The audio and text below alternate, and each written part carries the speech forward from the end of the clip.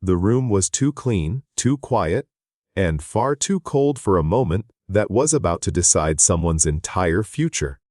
She sat at the end of the long conference table, hands folded neatly in her lap, eyes fixed on the faint reflection of herself in the glass wall across the room. The city skyline behind it looked unreal, like a picture printed on expensive paper, belonging to people who had never had to count bus stops instead of minutes. The panel across from her barely looked up anymore. One man scrolled through her resume as if searching for something that simply wasn't there. Another tapped a pen against a legal pad, already finished with her in his mind. A woman at the far end adjusted her glasses and offered a polite, rehearsed smile. The kind meant to soften rejection, not prevent it. "So," the man finally said, clearing his throat, "you don't have a formal degree in computer science." She shook her head once. "No, sir. And no certifications from any accredited institution. No." The pen stopped tapping. There it was. Test. The invisible line she had known was coming the moment she walked into the building. She had rehearsed this part in her head 100 times, on buses, during lunch breaks, while standing in line at the grocery store with a calculator open on her phone. She explained calmly how she learned. Free courses, documentation, trial and error, nights that stretched into mornings. Problems solved not because someone taught her the words for them, but because the code refused to work until she understood it. The panel listened politely, not closely. "I admire your initiative," the woman said, already closing the folder, "but we're really looking for candidates with more conventional backgrounds." Conventional. The word landed heavier than the rejection itself. She nodded because she had learned long ago that dignity didn't mean arguing when the decision was already made. "Well," the man said, standing slightly, "thank you for coming in. We'll keep your information on file." That was it. No follow-up questions, no technical challenge, no curiosity. Just a quiet, professional dismissal. She smoothed the creases in her borrowed blazer, and offered a small, practiced smile. The kind you learn when you've been told no more times than you can count. As she turned toward the door, her mind drifted, not forward, but backward. To a kitchen table covered in handwritten notes. To a flickering laptop that overheated if she ran too many programs. To whispered promises made to a sleeping child in the next room that one day, things would be different. If you've ever been told you weren't qualified because your struggle didn't come with a certificate, if you've ever worked twice as hard just to be seen half as much, then stay with this story. Test. Because what was about to happen in this room had nothing to do with her resume, and everything to do with what real competence looks like when no one is watching. Her hand touched the door handle. And that was when the alarms began to ring. The alarm wasn't loud at first. It started as a distant chime somewhere down the hall, soft enough that most people in the conference room ignored it. The panel members glanced at one another, mildly annoyed, as if the interruption itself was more inconvenient than concerning. She paused at the door. Years of working service jobs had trained her ears differently. She could hear urgency in small changes. Tones that didn't belong, rhythms that felt off. This alarm wasn't routine. It had a nervous edge to it. Behind her, the man with the resume frowned. "That's probably nothing," he muttered, more to himself than anyone else. The woman checked her phone. Her polite smile vanished. Across the glass wall, people began moving faster. Laptops snapped shut. Chairs scraped back.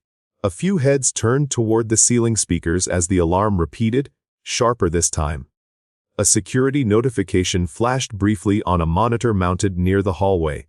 Too fast for most to read, but not for her. She caught it in a glance. A string of text. An access warning. A timestamp that didn't align. Her fingers tightened around the door handle. This wasn't nothing. The panel was already standing now, the interview forgotten as reality intruded. One of them apologized absently, eyes fixed on his phone, and hurried out without another word. No one told her to leave. No one told her to stay. She stood there, invisible again, watching as the room emptied of authority and filled with confusion. Voices echoed down the corridor, sharp, clipped, layered with the kind of confidence that only existed until it was tested. She took one step back into the room. The glass wall reflected her again, but this time she barely recognized the woman staring back. Not because she looked different, but because for the first time that day, her mind was fully awake. Her thoughts were already rearranging the fragments she'd seen. The warning, the timing, the way the alarm escalated instead of resetting. It reminded her of a night years ago, sitting on a kitchen floor with her laptop balanced on a chair because the table leg was broken. A bug that didn't make sense until she realized the problem wasn't where everyone said it was. It was where no one thought to look. She swallowed. This wasn't her place. She wasn't hired. She wasn't qualified, at least not on paper. And yet, she was certain. Certain in a way that didn't come from confidence, but from familiarity. From countless quiet battles with systems that failed because people trusted assumptions more than logic. The hallway erupted into hurried footsteps. Someone cursed under their breath. Another voice said the words, "Data integrity," like a prayer and a threat at the same time. She hesitated. Leaving would be easy. She could walk out now with her rejection intact, her dignity preserved, her role unchanged. Speaking up would mean risking embarrassment, being dismissed again, being told, once more, that she didn't belong. Her phone vibrated in her pocket. A reminder she had set weeks ago. Pick up groceries. Don't forget milk.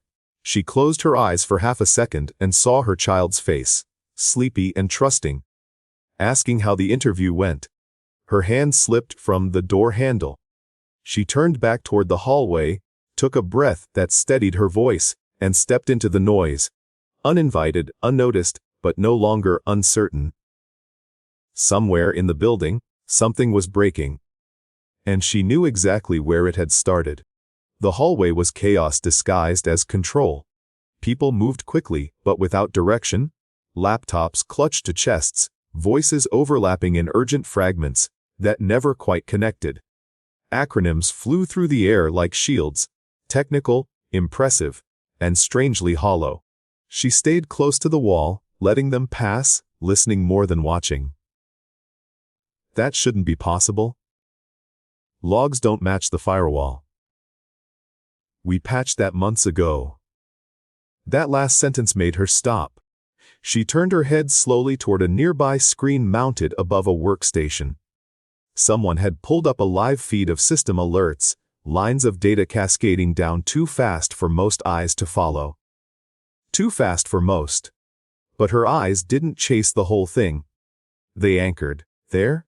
A repeat. A tiny loop buried inside the noise. Her chest tightened.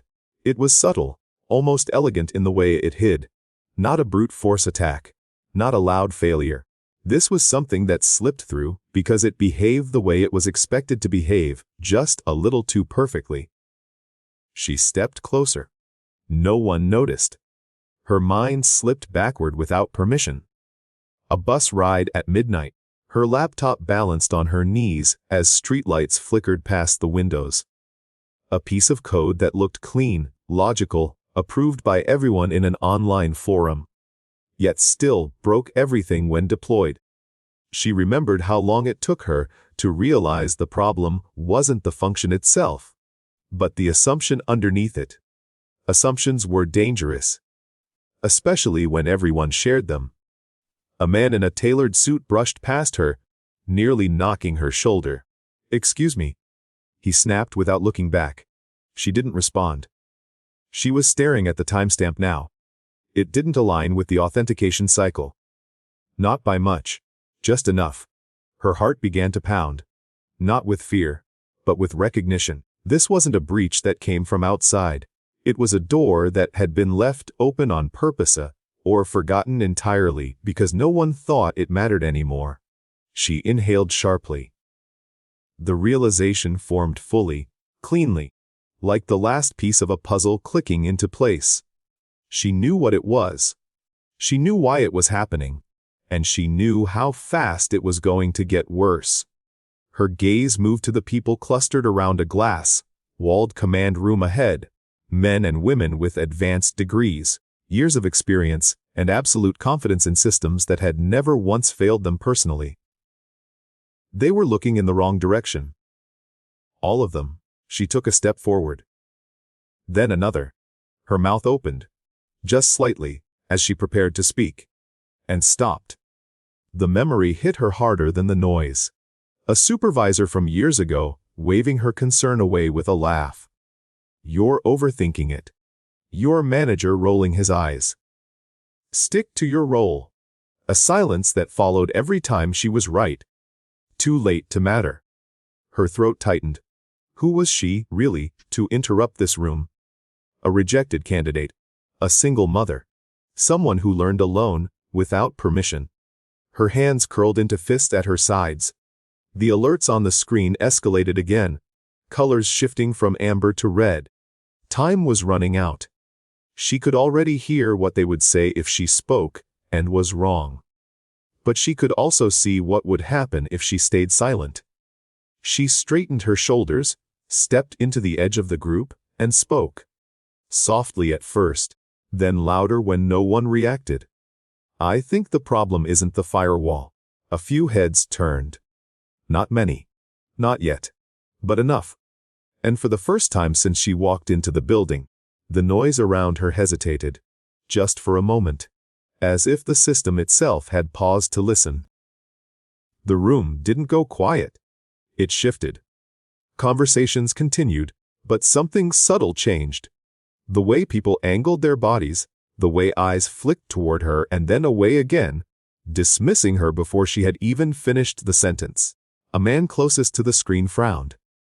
"We've already isolated the firewall variables," he said, not unkindly, just certain. "That's not where the issue is."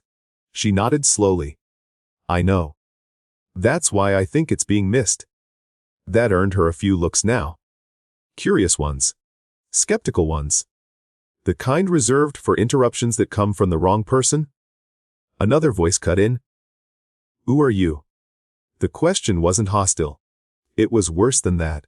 It was procedural. She hesitated for half a second too long. "I was." She stopped herself. "I was interviewing for engineering." A pause. Not a long one. Just long enough. Someone let out a breath through their nose. Someone else turned back to their screen. The collective attention drifted away from her like water around a stone. "We'll handle it," the first man said, already typing again. "Thank you. Thank you." The same words they had used to end her interview. Her face warmed, but she didn't step back. "I'm not saying you're wrong," she said carefully. "I'm saying the authentication cycle is behaving exactly as designed, which means the vulnerability is probably in the assumption, not the execution." Silence this time. Real silence. A woman in a navy blazer looked up sharply. "That's a pretty big claim." She met the woman's eyes. "It is. And you're basing it on a timestamp mismatch?" She replied. "It's small, but it repeats every time the system revalidates access. That only happens when something internal is being trusted without verification." A few people exchanged looks. One of them scoffed. "That system was audited last quarter." "I know," she said quietly. "That's why no one's looking there." The alerts on the screen pulsed red again. Someone cursed. The room tensed. A technician leaned closer to the monitor, scanning rapidly, then frowned. "Wait," he said. "Run that timestamp again." She felt it then. Not victory, not relief. But the strange, fragile moment where being right was still uncertain. The technician's fingers flew across the keyboard. Lines of code scrolled. A pause. His jaw tightened. That shouldn't be doing that. A ripple moved through the room. People stepped closer. Voices overlapped again, louder now, edged with something sharper than urgency. Fear. The man who had dismissed her earlier turned back toward her, studying her for the first time as if she had changed shape. Can you explain exactly what you're seeing? She exhaled slowly. This was it. Not the fix. Not yet. Just the opening. Before she could answer, the glass door at the far end of the command room swung open. The room straightened instinctively. Backs stiffening, voices dropping. A tall figure stepped inside, presence unmistakable even before he spoke. Why?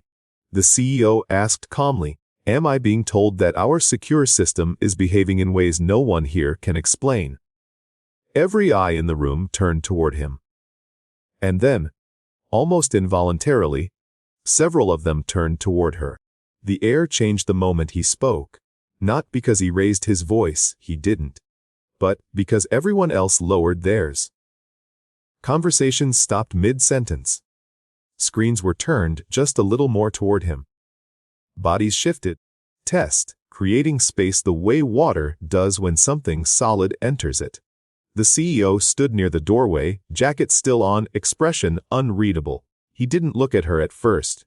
His eyes moved across the room, taking in the red alerts, the tense faces, the unfinished explanations hanging in the air. Well, he asked. The man nearest the console cleared his throat.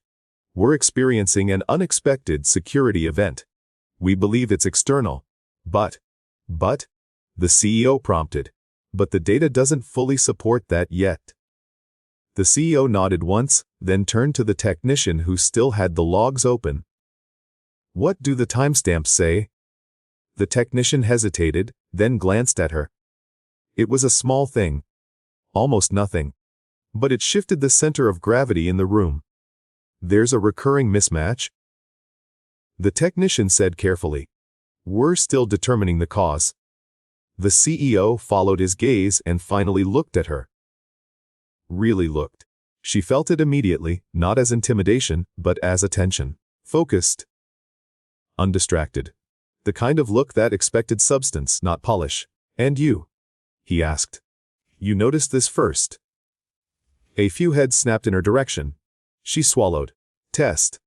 Name. She told him. Role. She hesitated again. I don't have one. I was interviewing. That earned a few murmurs. A raised eyebrow. A quiet, incredulous exhale from somewhere behind her. The CEO didn't react. He studied her for a moment longer, then gestured toward the screen. Explain it to me. From the beginning. No jargon. Something loosened in her chest. She stepped forward, closer to the console. Tess and spoke the way she always did when she was alone with a problem. Plain, precise, stripping things down until only truth remained. The system trusts an internal process that hasn't been revalidated since the last structural update, she said. It's doing exactly what it was designed to do, which is why it passed audits. But that trust creates a blind spot. If someone knows where it is, they don't have to break in. They can walk through. The CEO's eyes flicked briefly to the others. Did we change that process during the last update? A pause. Someone nodded slowly. Yes. But it was considered low risk. She continued, heart pounding but voice steady. Low risk only works if no one thinks to look there. Someone did? The CEO was silent for a long moment. Then he asked the question that made the room hold its breath. Can you prove it? She nodded. Give me access. A murmur rippled through the group. The CEO didn't hesitate. Do it. Several people spoke at once. She's not authorized. We don't know her. This could compromise. He raised a hand. The room stopped. If she's right, he said calmly, we're already compromised. If she's wrong, we lose a few minutes. He turned back to her. You have 10. A technician slid his chair back reluctantly, and another began typing, creating a temporary access profile. She stepped into the seat, hands hovering over the keyboard. For the first time since she walked into the building that morning, no one was looking at her RA. They were watching her think. The chair felt different from the others. Worn in just enough to tell her someone important sat there often. She adjusted it without thinking, muscle memory taking over as her fingers rested on the keyboard. The screen in front of her filled with data, layered and dense, but familiar in the way a second language becomes familiar. Not through fluency tests, but through survival. The room behind her went quiet. Not respectful quiet. Evaluative quiet. She could feel their eyes on the back of her neck. Could sense the doubt forming even as the clock began its silent countdown. 10 minutes. She didn't rush.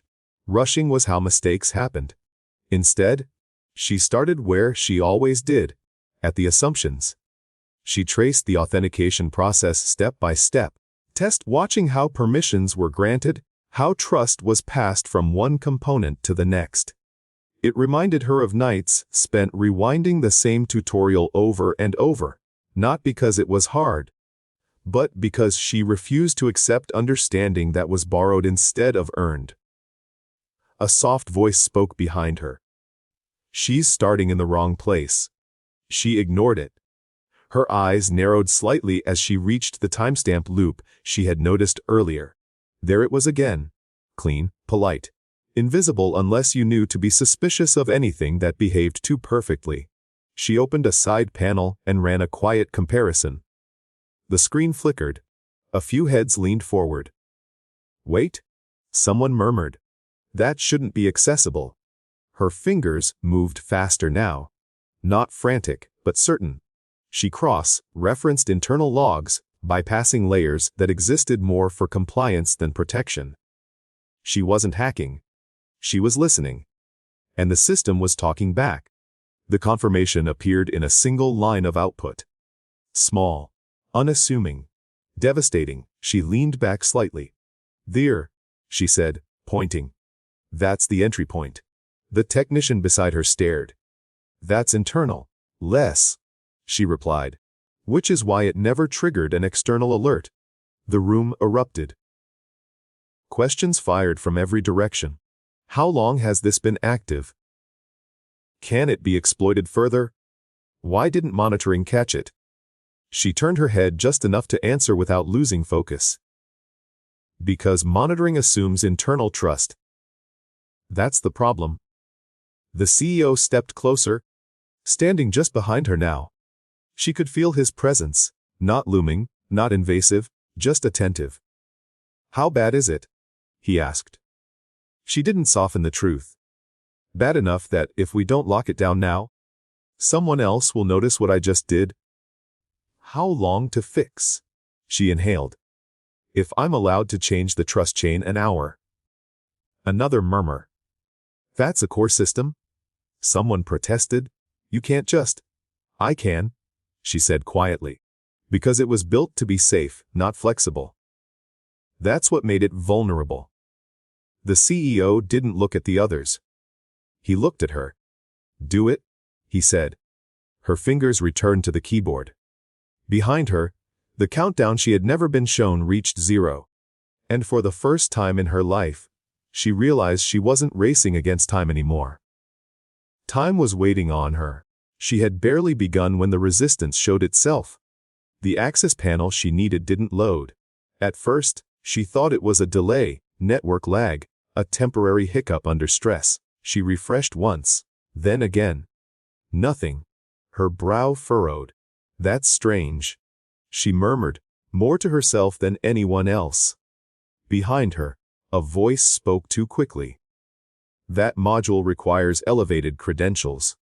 We can't just open that up. She checked the permissions that had been granted to her moments earlier. They should have been enough. Not full control, but sufficient to execute a fix. They weren't. The authorization had been clipped. Just enough to let her see the problem. Not enough to solve it. She felt the shift immediately. This wasn't caution. This was obstruction. She straightened slowly, turning her head toward the group. I need full write access to the trust chain. Otherwise, I can't close the vulnerability. A man folded his arms. That's not standard procedure. No, she agreed. But neither is letting an internal breach sit open while we debate procedure. The room divided subtly. Some faces tense with fear of doing the wrong thing, others rigid with the need to protect territory. The CEO watched it all without interrupting. I can prepare a workaround. Someone offered. A temporary patch. She shook her head. That won't hold. It'll look fixed while staying broken underneath. Silence followed. The CEO stepped forward. Why don't you have the access she needs? A pause that lasted a second too long. A manager spoke carefully. We limited it for safety. We don't know her well enough. The CEO's gaze didn't waver. We know the problem well enough. That's what matters. He nodded toward the technician. Give her the access. The technician hesitated, then obeyed. She watched the permissions update in real time, the panel finally unlocking.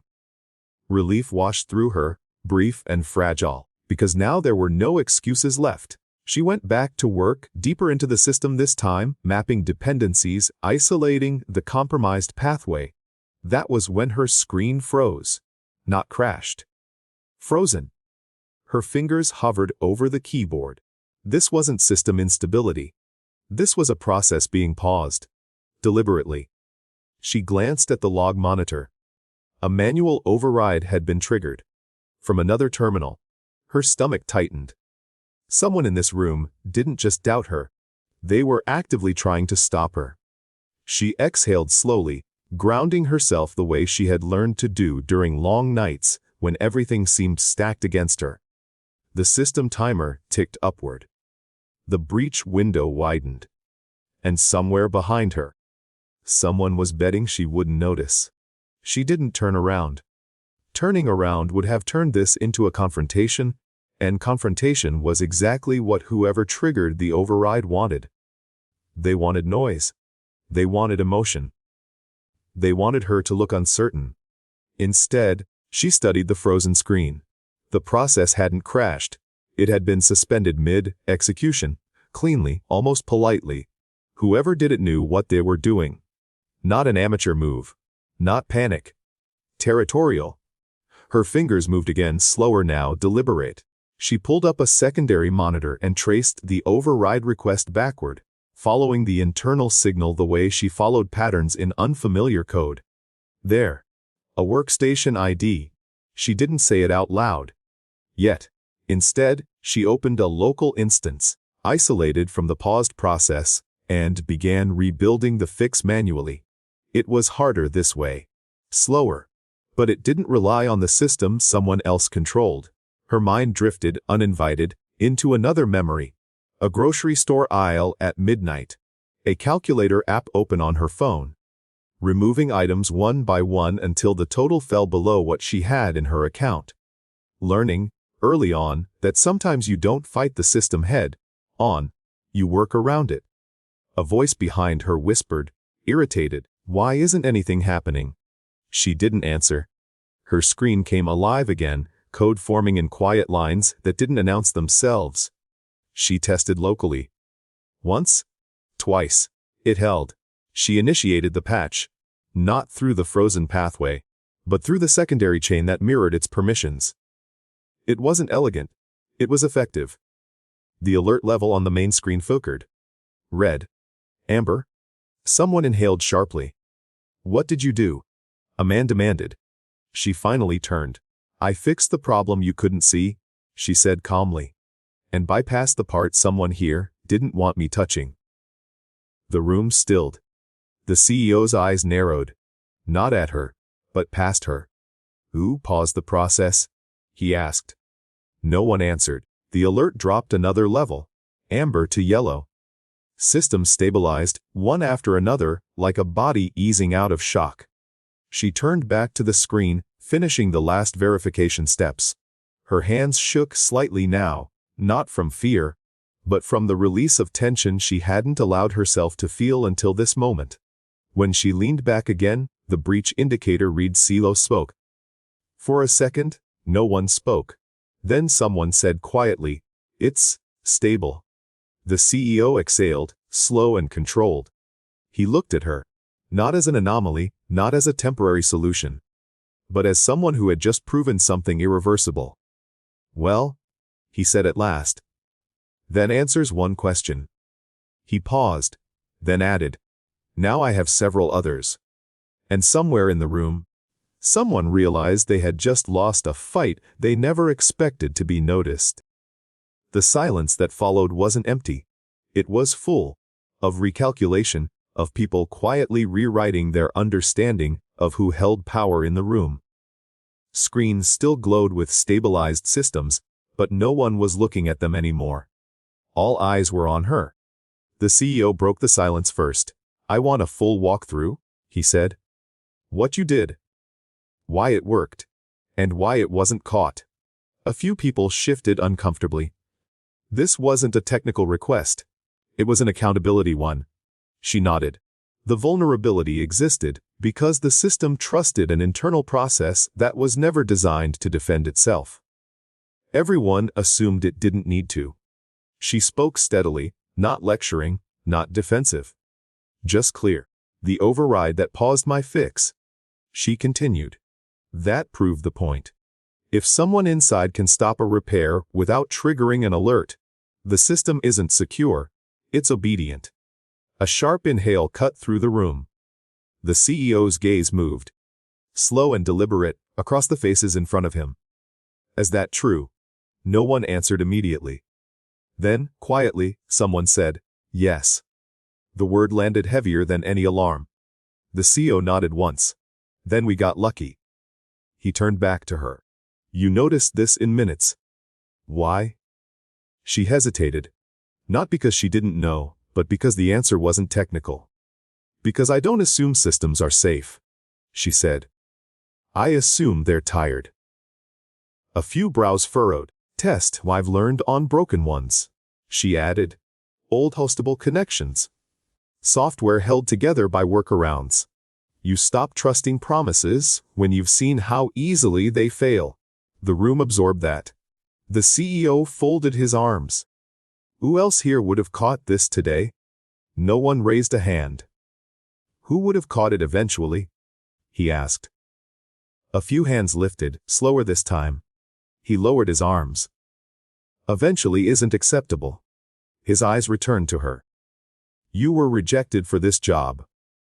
She nodded. "Yes. Because you didn't learn the right way." Another nod. He turned to the panel members from the interview, still standing near the wall, quieter now than they had been an hour ago. "Do you still agree with that decision?" The woman with the glasses opened her mouth. Closed it again? "I think," she said carefully, "we may have been too focused on credentials." The CEO didn't argue. He simply said, "We'll revisit that." Then he addressed the room. "I want an internal review. Full audit. And I want her involved." A murmur rippled, part surprise, part resistance. Someone spoke up. "In what capacity?" The CEO didn't look away from her. "That depends." He paused, then asked her directly, "Are you willing to stay?" The question was simple. The weight behind it was not. She thought of the bus ride home she'd expected to take. The groceries she still needed to buy. The child waiting for news. "Yes," she said. "If the work matters." A faint smile touched the CEO's mouth. "It does," he replied. "And so do you." The words settled into the room, quiet but undeniable. Nothing had been decided yet. But nothing could go back to the way it was either. They didn't give her a badge. Not yet. Instead, she was escorted to a smaller conference room down the hall. One without glass walls, without a skyline view, without the quiet prestige of the rooms reserved for people who belonged. A temporary space. A temporary solution. That was the word she heard most in the next hour. Temporary access. Temporary credentials. Temporary approval. She sat at the end of a narrow table while the team regrouped. listening as her fix was discussed in language that made it sound less like insight and more like coincidence. No one denied it had worked. But few were willing to name it what it was. Exceptional. Someone slid a printed document toward her. Sign here. NDA. She read it carefully, not because she distrusted them, but because she had learned the cost of not reading things meant to protect someone else. When she signed, the pen felt heavier than it should have. The CEO appeared in the doorway again, jacket gone now, sleeves rolled up. How long do you need to harden the system properly? She looked up. If no one interferes. 2 days. A few heads snapped up. That's not realistic, someone said. We have release schedules. She met his eyes. Then you'll have another breach. Silence followed. The CEO nodded. 2 days. He turned to the room.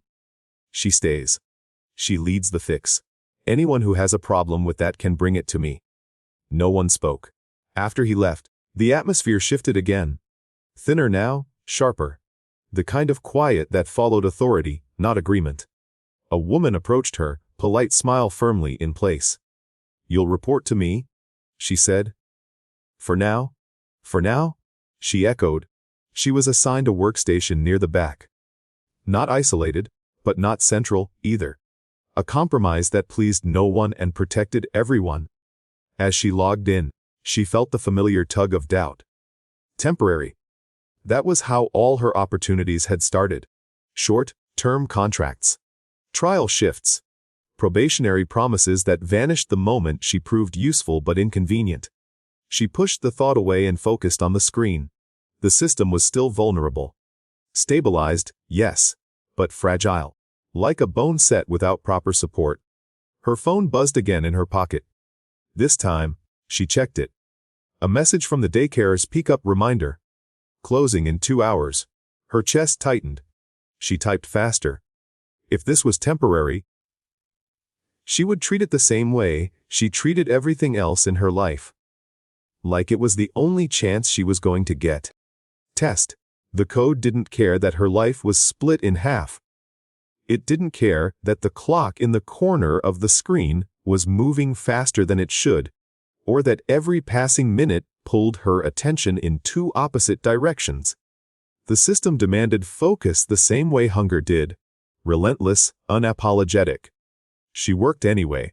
Her fingers moved with quiet efficiency, isolating dependencies, tracing trust paths, marking sections that had been patched too many times without being questioned. This wasn't a job you rushed. This was a job you listened to. Behind her, voices drifted in and out. They're still using legacy validation here. That should have been deprecated. Wu approved that. No one asked her those questions directly. They spoke around her, as if acknowledging her too openly might give her more space than they were comfortable with. She didn't mind. She had learned long ago that being ignored was sometimes a gift. Her phone vibrated again. She ignored it this time. The daycare would call if it was urgent. They always did. Until then, she let the screen in front of her be the only world that existed. Still, memory slipped in through the cracks.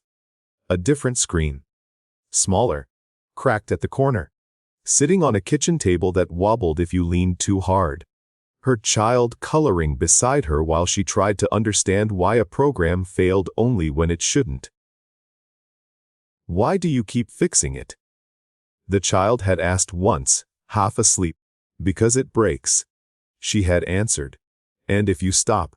She hadn't known how to explain that some things fall apart quietly when no one is paying attention. A chair scraped softly behind her. She glanced up to see the CEO standing a few feet away, hands in his pockets, watching the lines of code scroll past. You didn't tell them about the override source, he said. She shook her head. It would have turned this into a witch hunt, and the system would still be broken. He nodded once. You're protecting the work. Less. Even though someone tried to undermine you. She paused, then spoke honestly. especially because someone did. He studied her for a moment longer.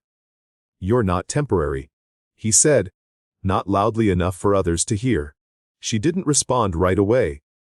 Words like that had been offered before, said kindly, meant sincerely, then forgotten the moment circumstances changed. "I have to leave in an hour," she said instead, "to pick up my child." He didn't flinch. "Then we plan around that." That was it. No sigh. No negotiation. No subtle suggestion that commitment was being measured by sacrifice. Something in her chest loosened, just a little. She turned back to the screen, working faster now, not out of panic, but out of trust. 2 hours later, when she shut down her terminal and stood to leave, the system was quieter than it had been all day. Not perfect, but safer. And for the first time in a long while, she walked out of a workplace not wondering what she had done wrong, but what she might finally be building. The office felt different once most of the lights dimmed. The sharp edge of urgency softened into something heavier. Fatigue layered over vigilance. Desks that had buzzed with confidence earlier now sat quiet, monitors glowing like watchful eyes in the half dark. She returned later than she planned. After pickup. After dinner. After homework spread across the small kitchen table and a story read twice because her child asked for it again. After promises whispered into hair that smelled faintly of soap and sleep. Now she was back. The temporary badge worked without resistance. A small thing, but she noticed. Her workstation was exactly as she'd left it. No files moved. No windows closed. Someone had considered it and decided against it. She sat down and exhaled slowly. This was her favorite kind of work hour. Fewer voices. Fewer interruptions. Just the system and the truth it couldn't hide when left alone long enough. She pulled up the sections she'd marked earlier, following the chain deeper this time. Test, mapping not just the flaw but the culture that had allowed it to exist. Every shortcut told a story. Every unchecked permission whispered about deadlines, confidence, and the quiet assumption that nothing bad would happen on their watch. Her phone buzzed, a text from an unknown number. "You shouldn't dig where you don't belong." Her fingers stilled. She read it again. No threat. No specifics. Just pressure. She set the phone face down without replying. Pressure? She understood it was familiar. Bills. Schedules. The constant hum of consequences waiting for one missed step. She went back to the code. An hour passed. Then another. She documented everything, carefully, methodically, leaving no room for misinterpretation. No gaps someone could later exploit to rewrite the narrative. If this work was challenged, it would stand on its own. A shadow moved in the doorway. She looked up to see the CEO again, coffee in hand this time, tie loosened. "You're still here," he said. "So are you," she replied. He smiled faintly. "I was hoping you'd say that." He stepped closer, glanced at the documentation on her screen. "You're not just fixing the breach." "No," she said. "I'm fixing how it stays fixed." He nodded, approving. "That's harder." "Less." They stood in silence for a moment, not awkward, just shared. "You know," he said quietly, "most people would have taken today as a win and gone home." She met his eyes. Test, most people aren't used to wins that can be taken back. He didn't argue. When he left, she stayed another hour. When she finally shut down and stood, the system audit was complete, the fixes queued for final validation in the morning. As she walked toward the exit, her phone buzzed again. No message this time. Just a missed call. From inside the building, she didn't look back. Whatever this was becoming, she knew one thing for certain now. Someone was paying attention. And not all of them were rooting for her. She slept lightly. The kind of sleep that never fully settles, where the mind keeps one eye open even as the body rests. When her alarm went off before sunrise, she didn't feel rested, but she felt ready. By the time she reached the office again, the building was waking up slowly. Cleaning crews finished their rounds. Early risers clutched coffee like lifelines. The system logs from overnight had already populated her dashboard. Nothing catastrophic. That alone felt suspicious. She sat, logged in, test and began reading, not skimming, not scanning, but reading the way she always did when something felt too quiet. Line by line, event by event, looking for what didn't belong there. A process call that shouldn't exist. It was subtle, harmless looking, almost elegant in how it blended in. A single line buried between two legitimate ones, executed at odd intervals, leaving no obvious footprint. Someone had added it recently, not during the breach. After. Her jaw tightened. This wasn't negligence. This wasn't ignorance. This was someone correcting for what she had fixed, trying to rebuild a door she had just closed. She pulled the commit history. The access trail forked twice, then vanished into a shared credential pool. Clean. Professional. Someone who knew exactly how internal reviews worked. Her phone buzzed softly. A message this time. You fixed the problem. That should be enough. She stared at the words, then locked the screen without responding. Enough for who? She documented the rogue line, cross-referenced it against her changes, and flagged it as a critical integrity risk. The report auto-routed to 3 people by default. She added a 4th, the CEO. When the morning stand-up meeting began, the mood was noticeably different. People spoke more carefully now. Titles mattered again. Eyes flicked to her more often, sometimes curious, sometimes guarded. A manager began the update. Overnight monitoring shows stability across all systems. No new anomalies. She raised her hand. The room paused. There is a new anomaly, she said calmly. It was introduced after the fix. A few people frowned. Someone laughed quietly, the sound brittle. That's not possible, a man said. Changes are locked. She rotated her screen so the room could see. The line of code glowed back at them, undeniable. The laughter stopped. Who authorized this? The manager asked sharply. No one answered. The CEO entered mid-silence, taking in the tension with a single glance. What did I miss? She spoke before anyone else could soften it. Someone tried to reopen the vulnerability, she said. Quietly. The CEO's expression hardened, not with anger, but with clarity. That, he said, is not a technical issue. The room held its breath. She leaned back in her chair, heart steady but heavy. She hadn't come here to expose people. She had come to fix a system. But systems, she was learning, were made of more than code. They were made of people.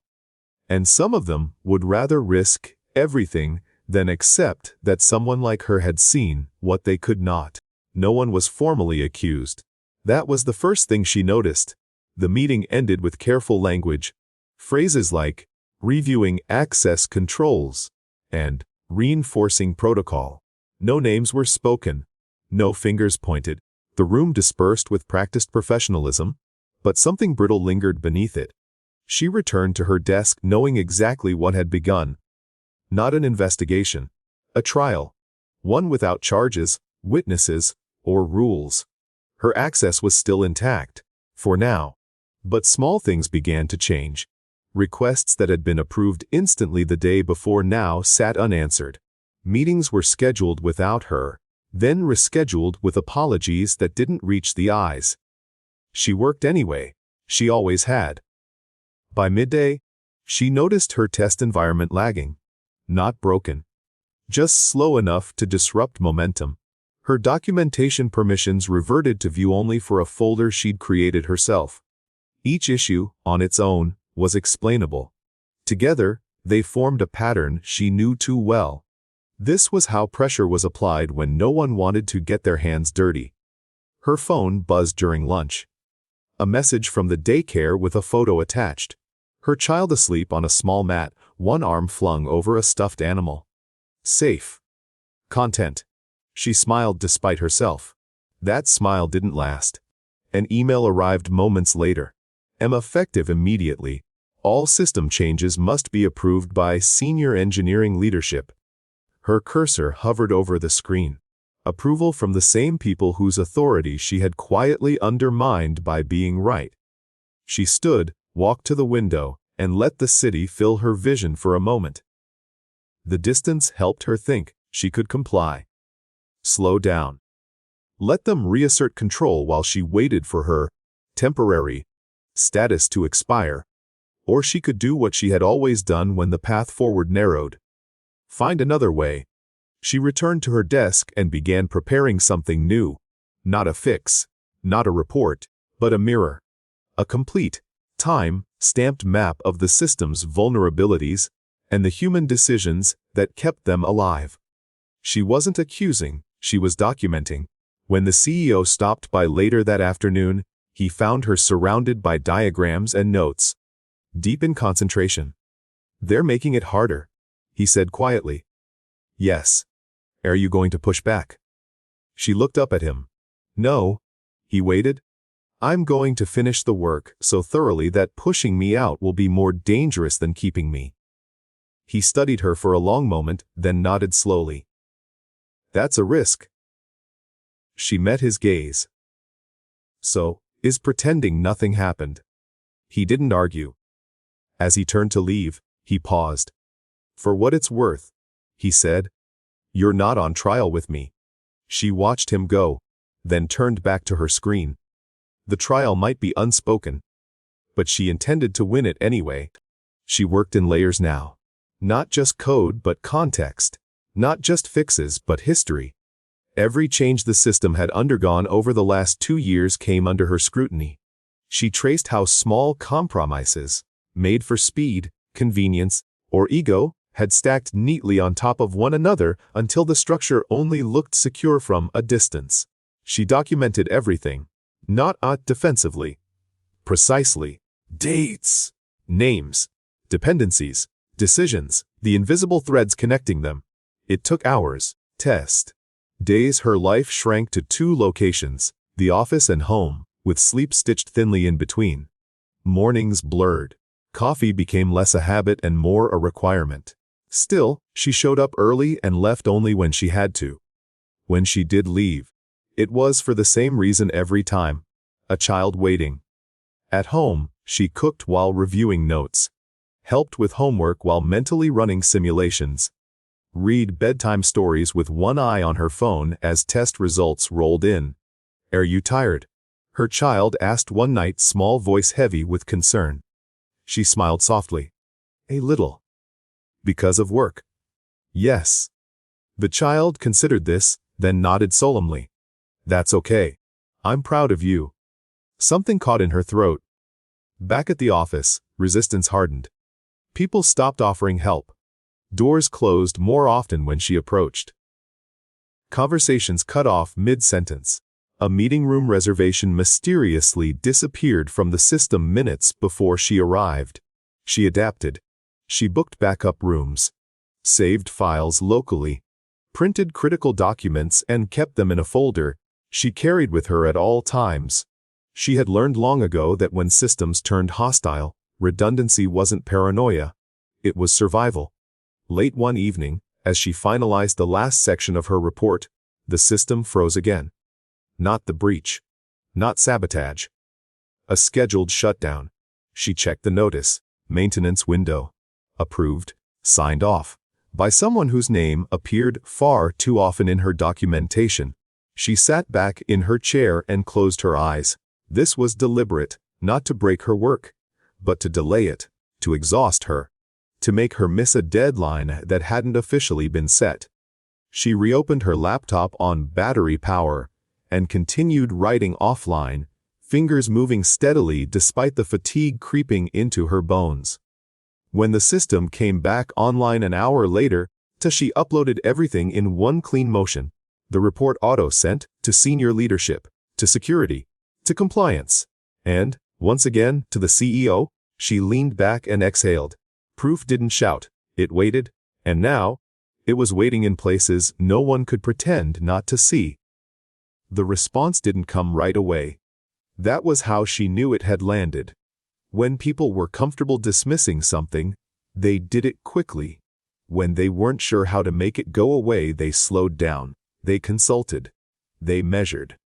They waited, hoping time itself would solve the problem for them. By mid-morning, the building felt different. Not tense. Controlled. People smiled more. Voices softened. Conversations became careful, as if every word might be replayed later. She noticed doors opening for her now, not out of kindness, but awareness. Her calendar pinged. Meeting invite. Mandatory. Subject line post incident review. She arrived early, as she always did, and took a seat near the end of the table. One by one, the others filed in. Engineering leads, compliance officers, legal advisors. Faces she'd seen only in passing before now sat within arm's reach. The CEO entered last. He didn't sit immediately. He looked around the room first, as if taking inventory. "Let's begin," he said. The review started the way these things always did. With summaries, timelines, neutral language designed to strip events of emotion and intent. Charts were presented. Numbers were discussed. Risk levels categorized. Then the conversation shifted. According to this report, a legal advisor said, tapping her tablet, the breach was not only preventable, but foreseeable. All eyes moved, subtly, toward her. "Yes," she said calmly. "It was?" And the attempt to reintroduce the vulnerability. Another voice asked. She didn't look at anyone in particular. "Also foreseeable." A murmur rippled through the table. "That's a serious allegation," someone said. "I didn't make an allegation," she replied. "I documented behavior." The CEO finally took his seat. "Intent isn't the question right now," he said. "Exposure is." He turned to her. "If this system hadn't been patched when it was, what would have happened?" She didn't hesitate. Customer data would have been compromised within days. Possibly hours. Silence followed. And if the secondary attempt hadn't been caught? She met his eyes. It would have looked like an accident. The room went very still. A man at the far end cleared his throat. "We should be careful not to assign blame prematurely." The CEO nodded. "Agreed." Then he added, "But we should also be careful not to confuse discomfort with unfairness." No one spoke. The meeting ended without conclusions, without consequences, without closure. But when people stood to leave, no one avoided her anymore. They watched her, measured her, test. And for the first time since she walked into the building, she realized something important. She was no longer being tested to see if she belonged.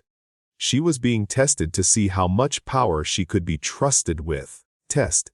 And that kind of test was far more dangerous than rejection. The shift was subtle, but unmistakable. No one told her she was in charge of anything new. No announcement was made. No title was added to her email signature. And yet, when decisions stalled, eyes drifted toward her. "What do you think? Woof. Does this affect the trust chain? Would this introduce another blind spot?" The questions came quietly, often when no one else was listening. She answered them the same way every time. Directly, without embellishment, without claiming ground that hadn't been offered. She wasn't interested in authority. She was interested in preventing another failure. That restraint unsettled people more than confidence ever could. She noticed the way some managers stopped copying certain names on emails. How approvals began routing through her documentation before being finalized. How her notes, once ignored, were now quoted verbatim in meetings she wasn't invited to attend. Power, she realized, didn't always arrive with permission. Sometimes it arrived because removing it was too risky. Late one afternoon, she found her access expanded again. Quietly, without explanation. Full visibility this time. No write restrictions. No clipped permissions. She stared at the screen for a long moment. This wasn't a mistake. Someone had decided that trusting her was safer than limiting her. Her phone buzzed. A voicemail from daycare. Routine? Pick up reminder. She smiled faintly and packed up. On her way out, she passed 2 engineers in hushed conversation. She's not even supposed to be here. Maybe not, but she's the only reason this didn't blow up. They went silent when they noticed her. She didn't acknowledge them. At home that night, she helped with homework and listened to stories about playground politics and small injustices that felt enormous to a child. She nodded seriously at each one, offering comfort without solutions. After bedtime, she opened her laptop again. Not to work, but to learn. A new framework. A new approach. Something she'd heard mentioned in passing that morning. She didn't need to. That was the point. She learned because that's who she was. The next day, the CEO stopped by her desk with 2 coffees. He set one down in front of her without asking. "You're changing how people behave," he said quietly. She looked up. "I'm just fixing problems." He shook his head. "No. You're making it harder for them to hide." She considered that. "I don't want enemies," she said. "You won't avoid them," he replied. "But you'll earn something better." "What's that?" "Respect," he said. "The kind that comes from fear first and understanding later." She watched him walk away, then turned back to her screen. Power without permission was dangerous. But power without ego, that could change everything. The email arrived just before lunch. No subject line, no greeting. Just a calendar invite with a time, a room number, and a list of names that made her stomach tighten. Senior engineering, compliance, legal, and HR. She stared at it for a moment longer than necessary. This was the part no one talked about. The cost that followed competence when it disrupted comfort. Being right didn't end a battle. It changed its shape. She accepted the invite and returned to her work. The room they chose was smaller than the others, windowless, designed for conversations meant to stay contained. When she entered, the seats at the table were already half full. People smiled at her, careful smiles, practiced ones. She took a seat and folded her hands. The meeting began politely. Too politely. "We'll want to acknowledge your contributions," an HR representative said, voice warm and measured. "What you identified and resolved was significant." "Thank you," she replied. A pause. "However," another voice continued, "there have been concerns raised about process adherence." She waited. "Specifically," the man said, "acting beyond assigned authority." "There?" "Once." She nodded once. "Yes." The words seemed to unsettle them. "You agree?" someone asked. "Yes," she said calmly. "I acted beyond my assigned authority. Because the authority assigned to me was insufficient to prevent harm." Silence spread across the table. "That's a dangerous precedent," the man said. "So is a preventable breach," she replied. A legal advisor leaned forward.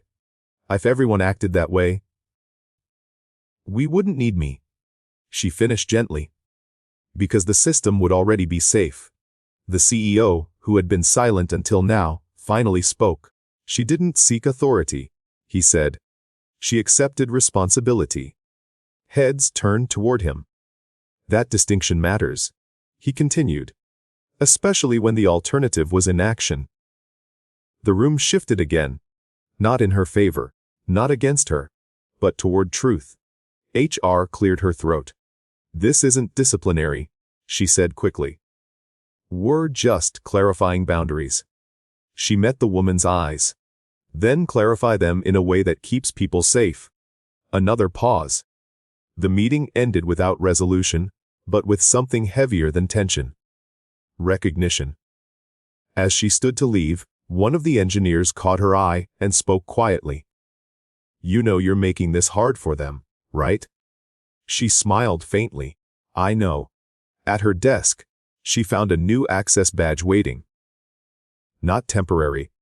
Her name was printed cleanly beneath the company logo. She turned it over in her hand, feeling its weight. Being right had cost her comfort. But it had bought her something far more valuable. Irreversibility. They could slow her down. They could resist her. But they could no longer pretend she didn't belong. And that realization, quiet, unwelcome, unavoidable, was beginning to settle in across the building. The badge changed how people looked at her. Not dramatically, not all at once, but enough that she noticed the difference before anyone else did. Doors opened a fraction faster. Conversations paused when she approached instead of fading out. Her name appeared on meeting agendas without explanation. She hadn't asked for any of it. The first meeting she attended as a permanent employee was early and informal, meant to align teams after the incident. She took a seat near the middle of the table, unsure where she was expected to belong now. No one corrected her. The discussion moved quickly. Roadmaps, deadlines, mitigation strategies. People spoke with confidence again, comfort slowly returning now that the crisis had a narrative and a name. She listened. When someone proposed restoring part of the old trust model, temporarily, she raised her hand. The room paused. Temporarily is how we got here, she said. If you put it back, even with guardrails, someone will rely on it again. A few people nodded. Others frowned. That would delay deployment. A manager said, "Yes," she replied.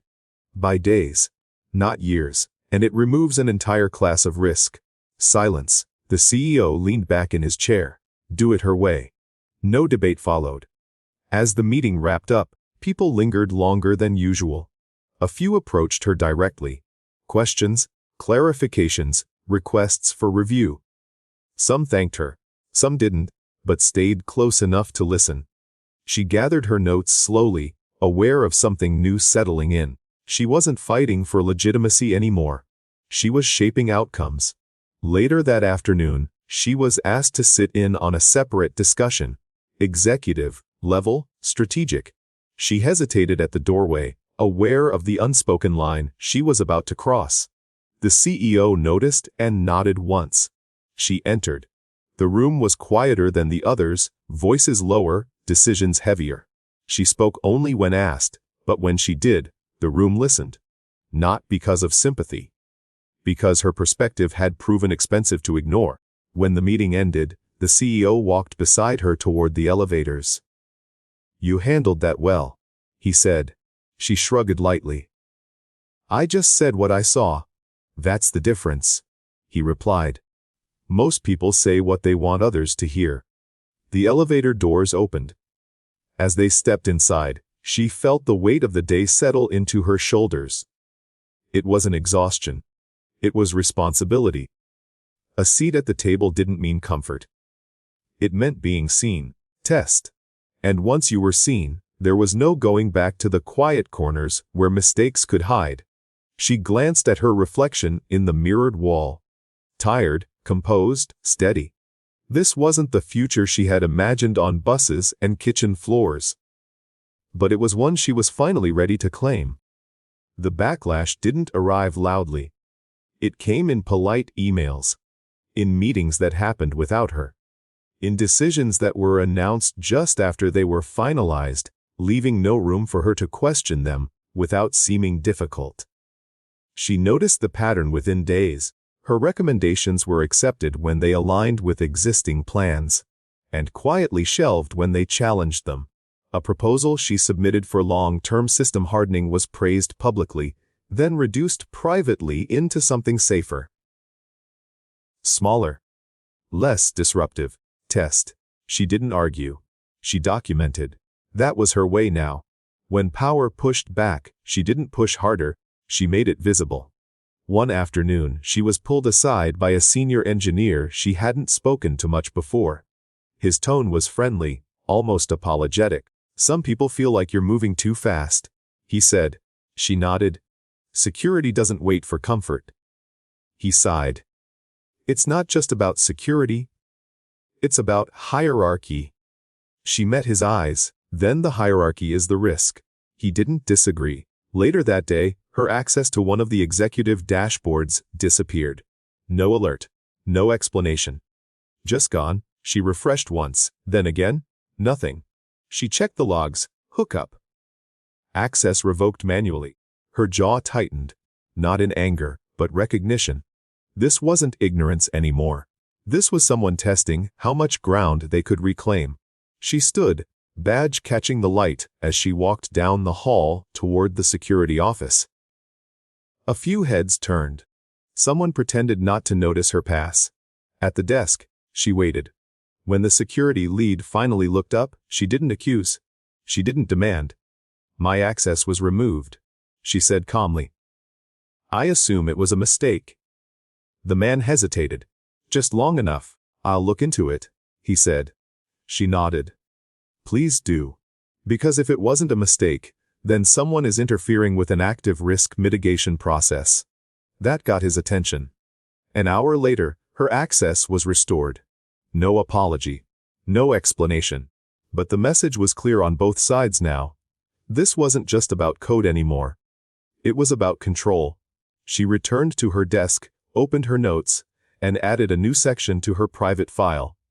Resource patterns of resistance. She didn't know yet who was behind it. But she knew this much. The real test of her place here hadn't begun when she fixed the breach. It had begun when people realized she wasn't going away. She started mapping people the way she mapped systems. Not to judge them, but to understand them. Who stalled approvals? Who rerouted decisions? Who smiled in meetings and went silent afterward? Every organization had pressure points, and she had learned long ago that pressure revealed structure. It showed where things bent, where they broke, and where they were reinforced by habit instead of truth.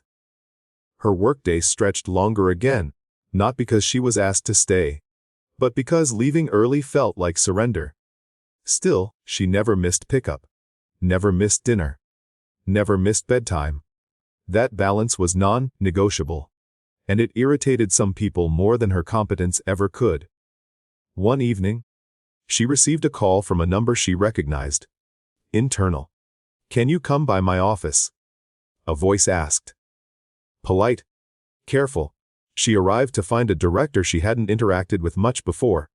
He gestured for her to sit. Hands folded like this was a courtesy, not a confrontation. "You're doing good work," he began. She waited. "But you're also creating friction," he continued. "Some teams feel exposed. Undermined." She nodded slowly. "I'm not exposing people. I'm exposing risks," he sighed. "Those aren't always different." She considered that. They are when the risks involve customers. Silence followed. He leaned back. "You need allies." She met his gaze. "I need integrity." The conversation ended cordially, but she left with clarity. They weren't asking her to slow down. They were asking her to soften. At her desk, she opened the file marked as patterns of resistance and added names. Not as accusations, but as nodes. Points of influence. Possible choke points. Her phone buzzed. A message from the CEO. "Walk with me."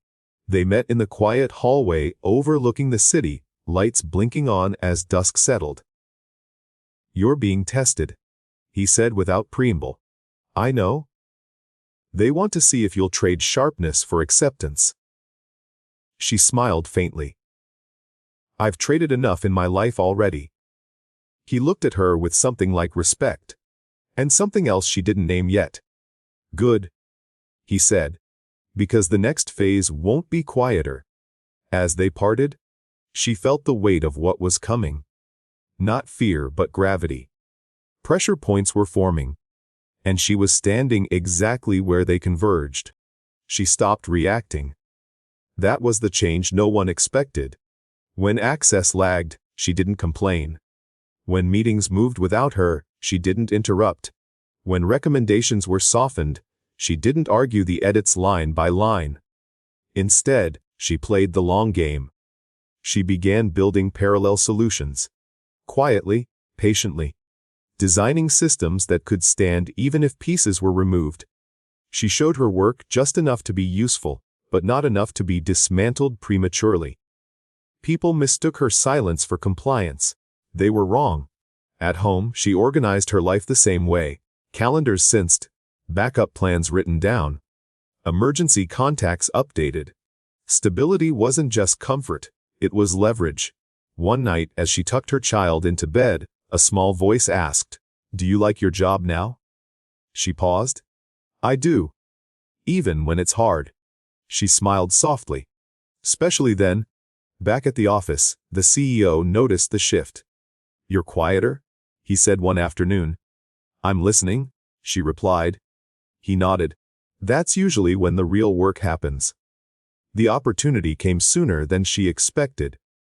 A vendor integration failed during testing. Nothing catastrophic, but serious enough to stall a product launch tied to a board review. Teams scrambled. Emails flew. Deadlines tightened. She watched. When someone finally asked, "Does anyone know why this keeps failing?" she spoke once. "It's not failing," she said. "It's refusing." They looked at her, confused. "The system is rejecting an assumption that was never validated. It's doing exactly what we asked it to do." Silence. The CEO leaned forward. "Can you fix it?" "Less," she said, "but not the way you're expecting." "Show us." She did, walking them through a solution that bypassed the flawed dependency entirely. Clean. Resilient. Hard to argue with. The room shifted again. Afterward, a senior leader pulled the CEO aside. Voices were low, but she caught fragments. She's thinking 3 steps ahead while? Can't keep sidelining her. Later that evening, an email hit her inbox. Subject: expanded responsibilities. No fanfare. No apology. Just a quiet acknowledgement that the long game had paid off. She leaned back in her chair, exhaustion finally catching up to her.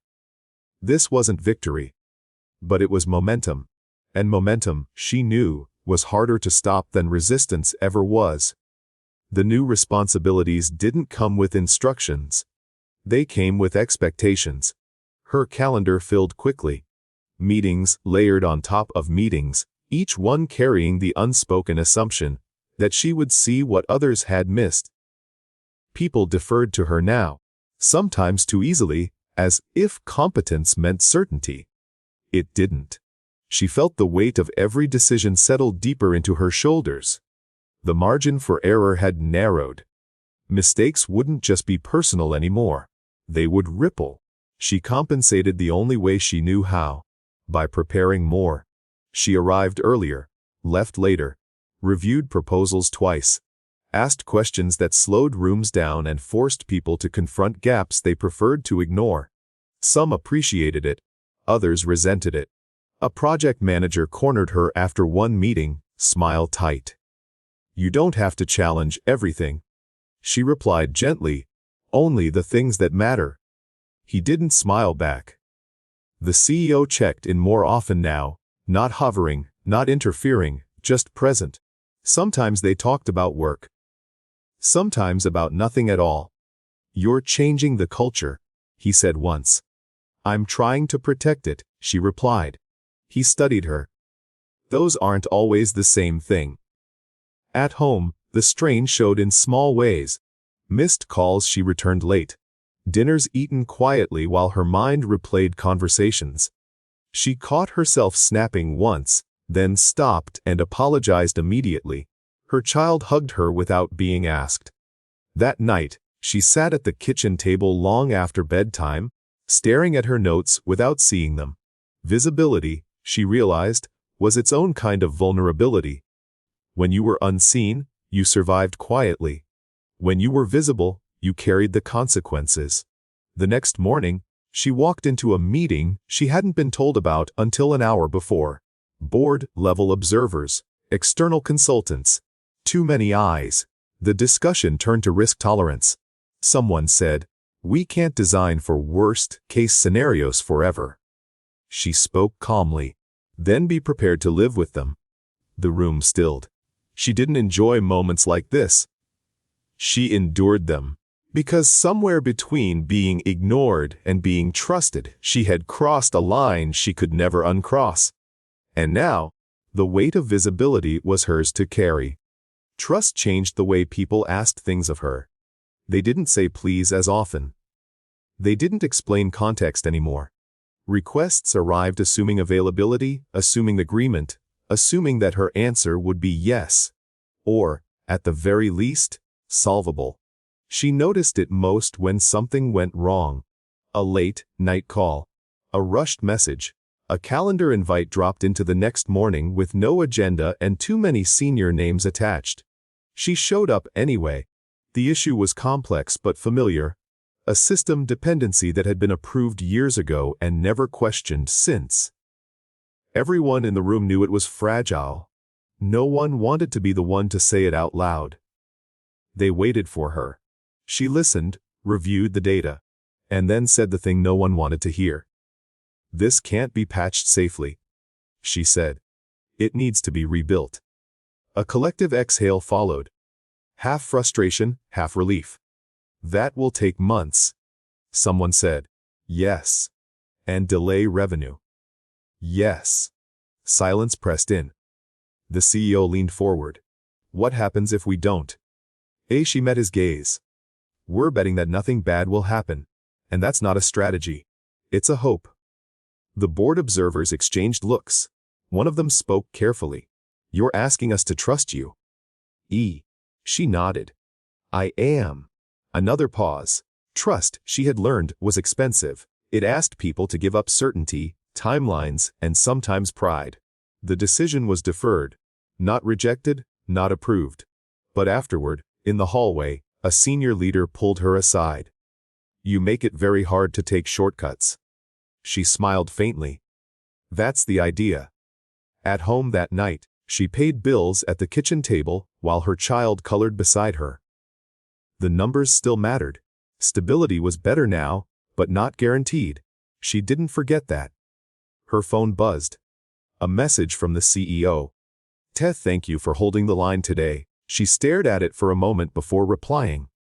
"Someone has to." She put the phone down and watched her child concentrate on choosing the right color, tongue caught between teeth. This was the cost of trust. Holding the line, even when it was easier not to. The first fracture showed up in a meeting that wasn't supposed to matter. It was labeled as a sink, no decision scheduled, no stakes on the agenda. The kind of meeting people used to breathe between real ones. Halfway through, someone presented a workaround. She recognized it instantly. Not the old vulnerability, but its cousin. A familiar shortcut dressed up in new language, justified by timelines and pressure, and the quiet confidence that no one would notice. She waited. No one else spoke. She cleared her throat. "This reintroduces an unverified trust path." The presenter blinked. "It's isolated." "It won't stay that way," she replied. "It never does." A pause. Another manager leaned in. "We've already socialized this with leadership." She nodded slowly. "Then leadership needs better information." The room cooled. This time, the resistance wasn't subtle. It sat openly on faces, in crossed arms and tight smiles. She could feel the shift, the collective impatience of people who believed they had already compromised enough. After the meeting, an email followed within minutes. "Let's discuss alignment." She didn't reply immediately. Instead, she opened her private file and added the workaround to her map. Another node. Another fracture. Later that afternoon, the CEO called her into his office. "They're pushing," he said. "I know. They think you're inflexible." She smiled faintly. "They're right." He studied her. "Are you prepared for what that means?" She thought of late nights, of grocery lists calculated down to the dollar, of learning alone because no one would teach her. She thought of being dismissed politely and proven right quietly. "Yes," she said. "I've been prepared for a long time." He nodded, then said something she hadn't expected. "They'll try to isolate you next." She didn't ask how he knew. "What happens then?" she asked. He leaned back. "That depends on whether you're alone." She left his office with the words echoing in her mind. Isolation was familiar territory. She had survived there before. But this time she wondered, Briefly, cautiously, if she might not have to do it by herself. Isolation began quietly. It always did. Her calendar thinned without explanation. Invitations arrived late, if at all. Decisions she should have been looped into appeared fully formed, wrapped in polite emails that framed exclusion as efficiency. She didn't confront it. She watched. People revealed themselves under pressure, not through what they said, but through where they stood when it mattered. Some avoided her gaze in hallways now. Others lingered a second longer, as if wanting to speak but lacking the courage to do so. A few surprised her. An engineer she barely knew sent her a private message one evening. I reviewed your notes. You're right. If you need backup, I'm here. Then another. I don't agree with everything, but I trust your judgment. Fee, not loud, not public, but real. Test. At home, she felt the weight of the days settle deeper into her bones. She moved more slowly in the evenings, sat longer at the table after dinner, listening to the hum of the refrigerator and the quiet breathing of her child in the next room. Are you sad? Her child asked one night. She considered the question carefully. No, she said. Just thinking. Thinking makes you quiet.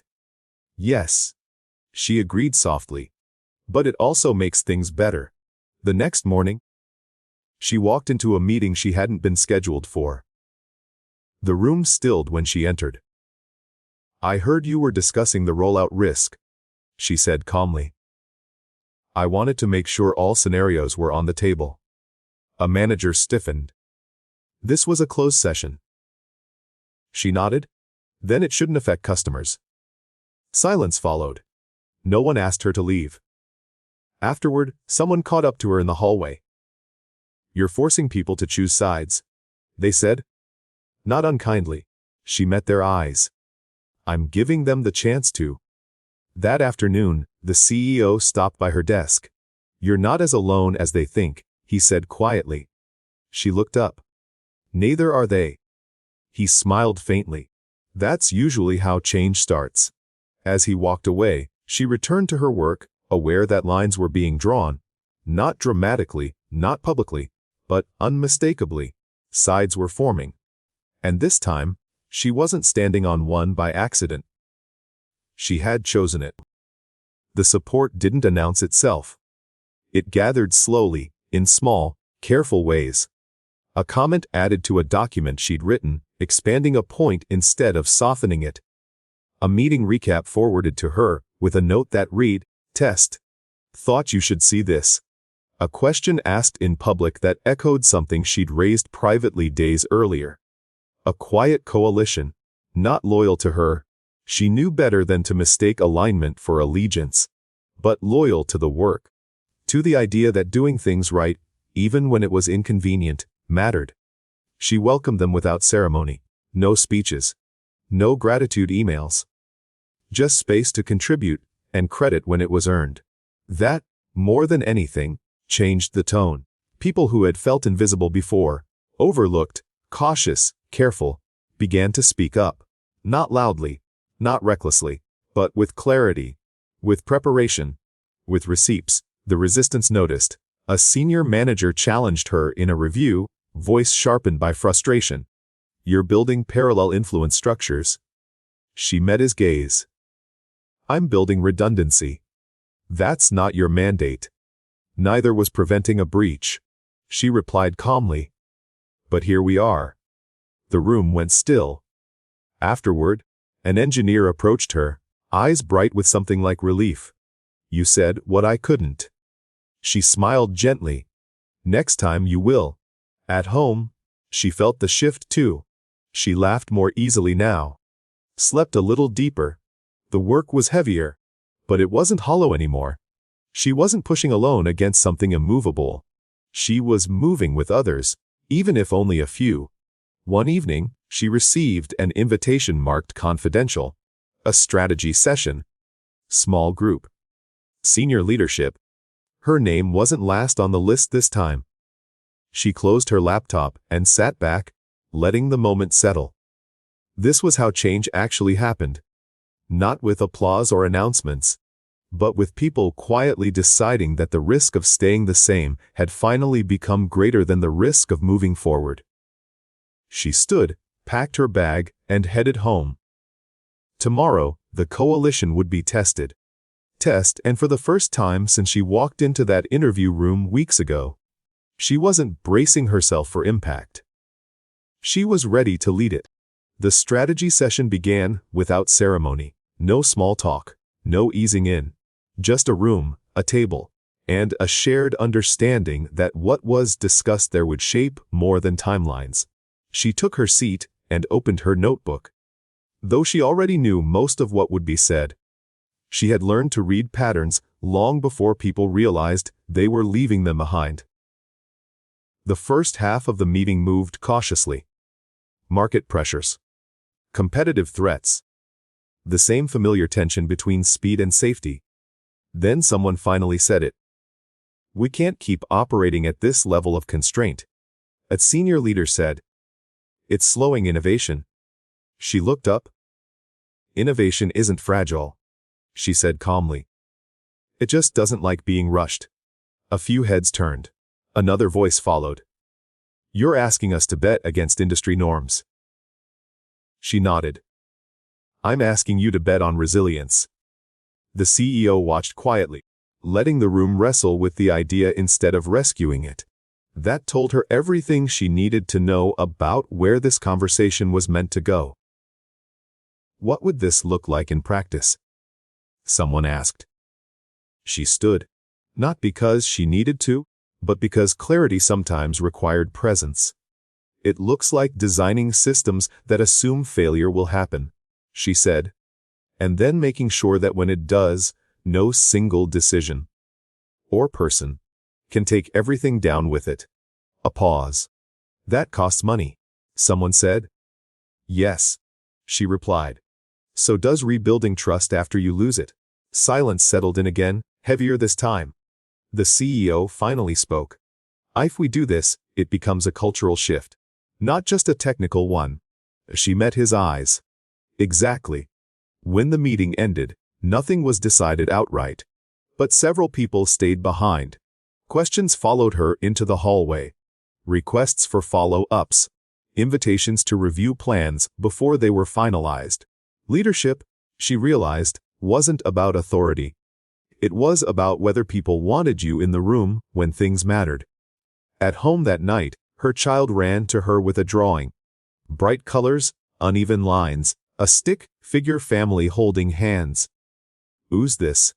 she asked, smiling. "That's you," the child said.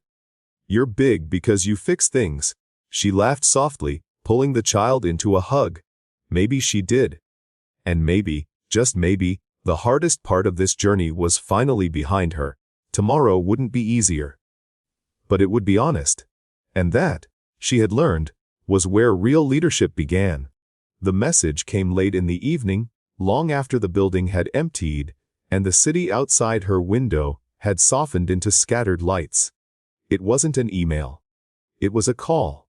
She hesitated before answering, not from fear, but from instinct. Important conversations rarely arrived during business hours. "Hello. I hope I'm not interrupting," the CEO said. She glanced toward the hallway, where her child slept peacefully. "No." There was a pause on the other end of the line. Not awkward, just deliberate. "I want to be direct," he said. "What you've built here can't stay informal." She listened. The coalition. The documentation. Test. The way decisions are starting to root through you whether we acknowledge it or not. It's already an executive function. Her grip on the phone tightened slightly. "We're restructuring oversight," he continued. "Multiple departments. Security, test. Platform integrity, risk architecture." Another pause. "I want you to lead it." She closed her eyes, not because she was overwhelmed, but because she needed a moment to let go of the version of herself that had never expected to hear those words. "That's a significant role," she said carefully. "Yes, and it would come with visibility," she added. "More than before." and resistance. He exhaled softly. Yes. She thought of the interview room, the polite dismissal, the door handle under her hand, the alarm that changed everything. I won't be a figurehead, she said. I wouldn't insult you by offering that. And I won't compromise the work to make people comfortable. I'm counting on that. Silence stretched between them. Not empty, but full. Finally, she asked the only question that truly mattered. Will you back me when it gets hard? The answer came without hesitation. Yes. She opened her eyes. Then I accept. When the call ended, she sat very still, phone resting in her lap. The journey she had started alone, on buses, at kitchen tables, in borrowed hours, had brought her here, not to safety, but to influence. She stood, checked on her child once more, and returned to the table to review her notes, not out of obligation, but habit. Tomorrow, she would step into a role that no one had designed for someone like her. Which meant, perhaps, that she was exactly who it needed. The announcement went out the next morning. Not with celebration. Not with applause. Just a carefully worded internal memo outlining a new oversight role, expanded authority, and a reporting structure that ended somewhere most people had never expected her name to appear. The reactions were immediate. Some congratulated her openly. Short messages, genuine, a little odd.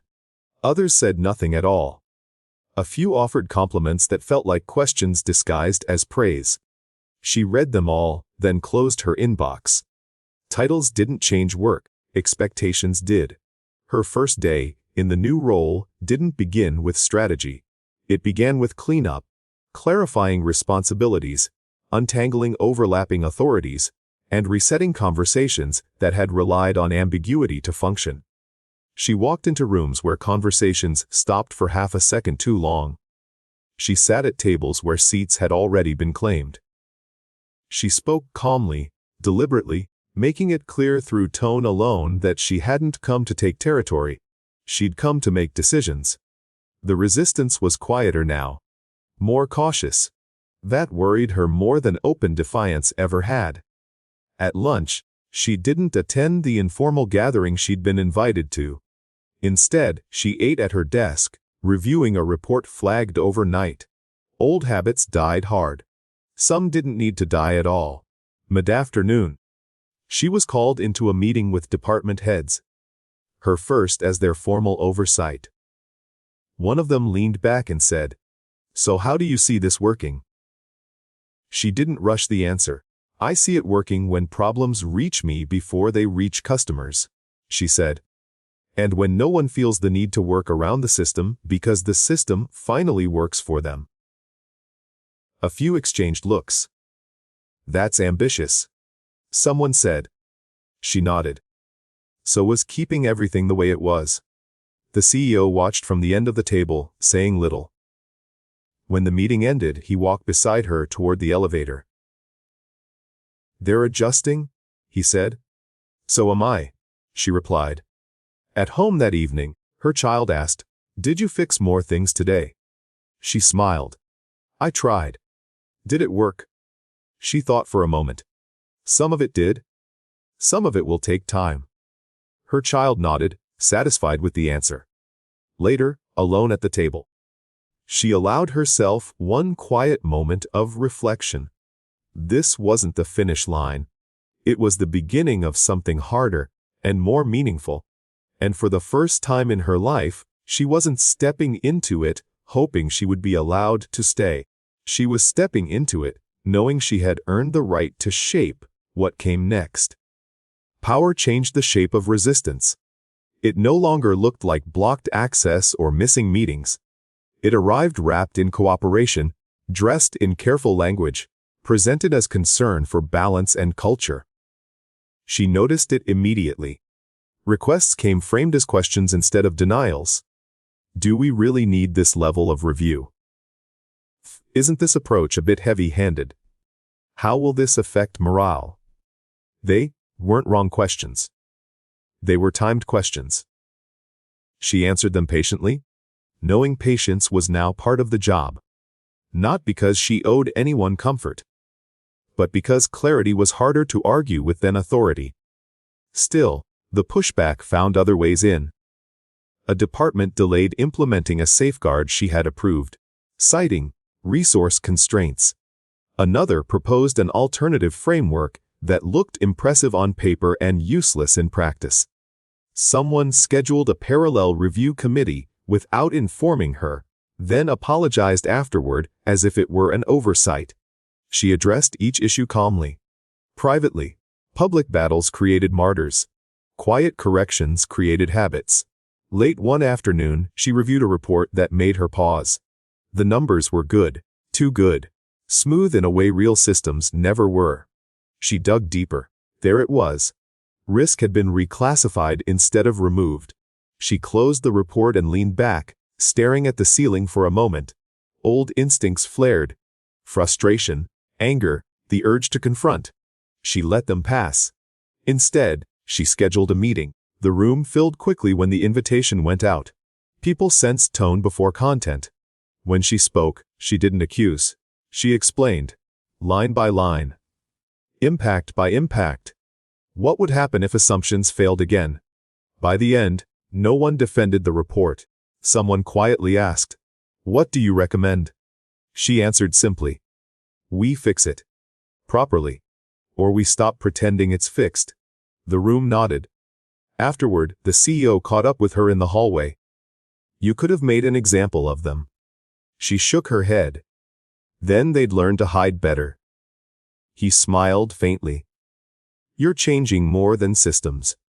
That night, after dinner, her child asked, "Why do people make things harder?" She thought about it, then said, "Because change makes them feel smaller before it makes them feel safer." The child considered that, then returned to drawing. She watched quietly. Resistance had put on new clothes, but she still recognized the shape underneath. And she wasn't afraid of it anymore. The hardest part wasn't the decisions. It was the visibility. Every word she said now carried weight beyond intent. Every pause was read as strategy. Every expression, every silence, was interpreted before it was understood. She had become a surface onto which others projected expectation, fear, and hope. Sometimes all at once. She adjusted slowly. She learned when to speak early and when to let a room struggle. When to ask questions instead of giving answers. When to step back so others could step forward without feeling overshadowed. Leadership, she realized, was restraint practiced consistently. One morning, she arrived to find a junior engineer waiting by her desk, hands clasped nervously. "I'm sorry to bother you," he said quickly. "But I think I found something, and I don't know if it's important." She gestured to the chair. "Show me?" He did. Hesitant at first, then more confident as she listened without interrupting. It wasn't catastrophic. Not yet. But it was real. "You did the right thing," she said. "You came early." His shoulders relaxed visibly. "Most people wait until they're sure," he said. She shook her head. "Certainty is expensive. Curiosity is cheaper." Words spread, not loudly, but steadily. People began bringing concerns sooner. Asking before assuming. Questioning designs before defending them. Not everyone, not always, but enough. At lunch, she overheard someone say, "She actually listens." That mattered more than praise. The CEO invited her to a brief check-in later that day. No agenda. Just conversation. "You're building trust downward," he said. "That's rare." She smiled faintly. "It's how I survived." He studied her. "And upward?" She considered the question. "That takes time." He nodded. "Take it." That evening, she walked home slower than usual, the city air cool against her skin. Her child met her at the door with a story and a question and the absolute confidence that she would listen. She did. Later, alone, she reflected on the day. Being seen had once terrified her. Now, she was learning to use it. Not as armor, not as performance, but as a signal. You can bring things here. You don't have to hide. And slowly, carefully, the world around her began to believe it. Not everyone adjusted at the same pace. Some people mistook her calm for softness. Others mistook her fairness for indecision. A few, still nursing old resentments, waited for her to fail, to prove that her rise had been a temporary anomaly, not a permanent shift. She noticed it most in performance reviews. Managers brought her names with pre-written narratives, recommendations polished and confident. Promotions framed as inevitable. Concerns framed as personality issues rather than patterns. She read everything. Then she asked questions no one expected. What evidence supports this? Wu was impacted. What support was offered before this conclusion? The room often went quiet after that. In one review, a manager defended a poor assessment of an employee with a dismissive shrug. They're just not leadership material. She looked up. What does leadership material mean in this context? He hesitated. You know, initiative, presence. She nodded. Describe the behavior, not the label. He couldn't. The evaluation changed. Word spread quickly. She wasn't harsh. She wasn't lenient. She was precise. For some, that was a relief. For others, it was deeply uncomfortable. Systems built on favoritism relied on vagueness to survive. Precision dismantled them quietly. An engineer stopped her in the hallway one afternoon, eyes wide with disbelief. You actually read my feedback. She smiled gently. Why wouldn't I? He shook his head. No one ever has. At home, she noticed the same principle taking root in her own life. She listened more carefully, spoke more intentionally, held boundaries without apology. Her child tested those boundaries, as children do. No, she said calmly, kneeling to meet their eyes. That's not safe. Why? The child asked. Because I care what happens to you, she replied. The answer seemed to satisfy them. Fairness, she realized, often felt unfamiliar to those who had benefited from imbalance. But for those who had been waiting quietly, doing their best without recognition, it felt like oxygen. And once people breathed it in, they rarely wanted to go back. Authority revealed itself in the smallest moments. Not in meetings with agendas or decisions that made headlines inside the company, but in the quiet in between. When something went wrong and no one knew yet who would be blamed. One afternoon, a deployment failed. Not catastrophically, not publicly, but enough to trigger alerts and pull people into hurried explanations. Voices tightened. Emails multiplied. The familiar reflex returned. Protect yourself first, explain later. She watched it unfold from her desk. Then she stood. Pause, she said calmly when the room gathered. No narratives yet. A few people blinked. Someone frowned. Another nodded, relieved. We're going to understand what happened before we decide what it means, she continued. No assumptions, no shortcuts. The tension eased, just slightly. They traced the issue together, not as a hunt, not as a defense, but as an inquiry. When the root cause surfaced, it wasn't negligence. It was fatigue. An engineer who'd been covering two roles. A review step skipped, because everyone assumed someone else had done it. The room waited. This was the moment people remembered. The moment leaders chose whether authority meant consequence or correction. She turned to the engineer. Thank you for being honest, she said. We'll fix the gap that put you here. The engineer's shoulders dropped, breath releasing all at once. Later, a manager pulled her aside. You could have made an example. She nodded. I could have. Why didn't you? Because fear doesn't scale, she replied. Trust does. That evening, an internal message circulated, short, unremarkable on the surface. A summary of the incident, the fix, the lesson learned. No names attached. People noticed. The next day, reports arrived earlier. Questions surfaced sooner. Mistakes were flagged before they grew teeth. Authority, she realized, wasn't proven by how loudly people listened. It was proven by how quickly they spoke when something felt wrong. At home, her child dropped a glass by accident. It shattered across the kitchen floor. They froze, eyes wide. She knelt down. "It's okay," she said. "No one's hurt. We'll clean it up." Relief flooded the small face in front of her.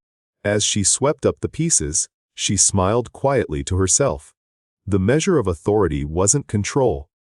It was whether people felt safe telling the truth when it mattered most. Acceptance didn't arrive all at once. It came in small, almost unremarkable ways. A seat saved for her in meetings. A message sent asking for her thoughts before a decision was finalized. A joke shared in passing, careful at first, then easier. People were warming to her. Not because she had power, but because she used it without cruelty. She noticed it most in the tone of the room. Less defensiveness, more curiosity. Fewer whispered side conversations when she spoke. The quiet coalition she had once sensed had grown into something sturdier. Trust. One afternoon, she found herself laughing in a meeting, actually laughing, at a comment that had nothing to do with work. The sound surprised her. It felt like a part of her that had been held tight for years finally loosening. Afterward, as the room cleared, the CEO lingered. "You seem lighter," he said. She considered that. "I think I'm less afraid of making the wrong move." "And why is that?" "Because, even when I do," she said softly, "I won't be alone." He nodded, something thoughtful in his expression. They began talking more. Still professional, still careful, but with an ease that hadn't been there before. Conversations stretched beyond tasks and deadlines into values, decisions made early in life, mistakes learned from rather than hidden. He didn't pry. That mattered. One evening, they walked out of the building together, the city glowing softly around them. "You know," he said, "most people think leadership is about answers." She smiled. "It's about listening." "Yes," he agreed. "And about staying." She understood what he meant. Staying when things were uncomfortable. Staying when it would have been easier to leave quietly with dignity intact. She had stayed. At home, her child asked, "Why do you smile more now?" She laughed gently. "Because things are finally steady." The word felt strange in her mouth. Steady had never been part of her vocabulary before. Later that night, she sat by the window, watching the lights of the city pulse, like a living thing. The distance she once felt from this world, its confidence, its certainty, had narrowed. Not because she had changed who she was, but because she had refused to stop being her. And slowly, the world around her had learned how to meet her there. The shift didn't announce itself. It wasn't a confession or a moment charged with tension. It was quieter than that, subtle enough that she almost missed it until she realized how often the CEO had started checking in without an agenda. "How was today? Did that meeting go the way you expected? Are you holding up?" Not managerial questions. Human ones. At first she answered carefully. Professionally. Keeping the same boundaries she had learned to protect so well. But over time, something softened. Not the line itself, but the space around it. One evening, after a long day of reviews and revisions, she found him waiting near the elevators again. "You're leaving on time," he observed. She smiled faintly. "I try to." "Good," he said. "You should."